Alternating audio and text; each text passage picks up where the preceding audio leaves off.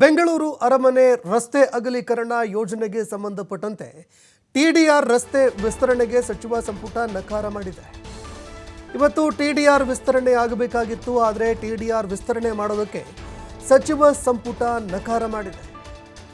ವಾರಸುದಾರರಿಗೆ TDR ನೀಡದೇ ಇರೋದಕ್ಕೆ ನಿರ್ಧಾರ ಮಾಡಲಾಗಿದೆ. ಇನ್ನು ನಮ್ಮ ರಾಜ್ಯದ ಹಿತದೃಷ್ಟಿಯಿಂದ ಈ ನಿರ್ಣಯವನ್ನು ಕೈಗೊಳ್ಳಲಾಗಿದೆ. ಮುಂದಿನ ದಿನಗಳಲ್ಲಿ ಭೂಮಿ ಬಳಕೆಗೆ ಮುಕ್ತ ಅವಕಾಶ ಸಿಗುತ್ತೆ. ಇನ್ನು ಸರ್ಕಾರ ಬಳಕೆ ಮಾಡಿಕೊಳ್ಳೋದಕ್ಕೆ ಅಂತ ಮುಕ್ತ ಅವಕಾಶ ಕೂಡ ಇದೆ.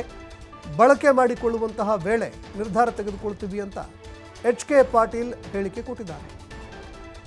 ಆಗ ಭೂಮಿಗೆ ಬದಲಿ ಏನು ಕೊಡಬೇಕು ಅನ್ನುವಂತಹ ಒಂದು ನಿರ್ಧಾರ ಕೂಡ ಮಾಡಲಾಗ್ತಾ ಇತ್ತು.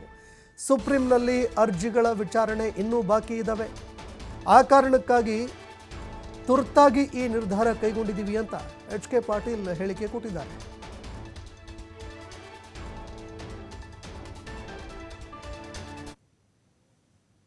ಬೆಂಗಳೂರು ಅರಮನೆ ಅರ್ಜನೆ ಮತ್ತು ವರ್ಗಾವಣೆ ಅಧಿನಿಯಮ 96ಕ್ಕೆ ಸಂಬಂಧಿಸಿದಂತೆ ಸಿವಿಲ್ ಅಪೀಲ್ಗಳು ಮಾನ್ಯ ಸರ್ವೋಚ್ಚ ನ್ಯಾಯಾಲಯದಲ್ಲಿ ಬಾಕಿ ಇರ್ತವೆ.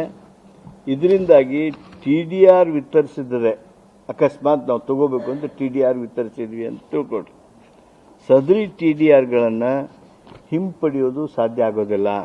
ಇದು ಸಾಧ್ಯವಾಗದ ಪ್ರಕ್ರಿಯೆ ಆಗ್ತದೆ. ಇದರಿಂದಾಗಿ ರಾಜ್ಯದ ಹಿತಾಸಕ್ತಿಗಳ ಮೇಲೆ ಪ್ರತಿಕೂಲ ಪರಿಣಾಮ ಆಗ್ತದೆ. ಆ ಕಾರಣಕ್ಕೆ ನಾವು ಟಿಡಿಆರ್ ಕೊಡೋದಿಲ್ಲ. ಅದನ್ನ ತಗೋಬೇಕು ಅಂತಂದರೆ, ಯಾವುದಾದ್ರೂ ಭಾಗ ತಗೋಬೇಕಂದ್ರೆ ಅದಕ್ಕೂ ಅಧಿಕಾರವನ್ನು ರಾಜ್ಯ ಸರ್ಕಾರ ಇಟ್ಕೊಂಡಿರ್ತದೆ. ಈಗ ಆ ಟಿಡಿಆರ್ ಕೊಡುವಂಥದ್ದನ್ನು ನಾವು ನಿಲುಗಡೆ ಮಾಡ್ತೀವಿ. ರಾಜ್ಯದ ಬೊಕ್ಕಸವನ್ನು ಗಮನದಲ್ಲಿರಿಸಿಕೊಂಡು, ಯಾಕಂದರೆ ಯಾರಿಗೆ ಒಬ್ಬರಿಗೆ, ಒಂದು ಕುಟುಂಬದವ್ರಿಗೆ, ಒಂದು ಆಸಕ್ತ ವರ್ಗಕ್ಕೆ, ಒಂದು ಗುಂಪಿಗೆ the state cannot give thousands and thousands of crores of rupees. ಜೊತೆಗೆ ನಾವೇನು ರಾಜ್ಯ ಸರ್ಕಾರ ಹಿಂದೆ ಮಾಡಿರ್ತಕ್ಕಂಥ ಕಾನೂನು ಇದೆ, ಆ ಕಾನೂನಿನ ಅನ್ವಯ ಮುಂದುವರಿಬೇಕು ಅನ್ನುವಂಥ ಹಿತದೃಷ್ಟಿಯಿಂದ ನಾವು ಈ ಅಧ್ಯಾದೇಶವನ್ನು ಮಾಡಿದ್ದೇವೆ.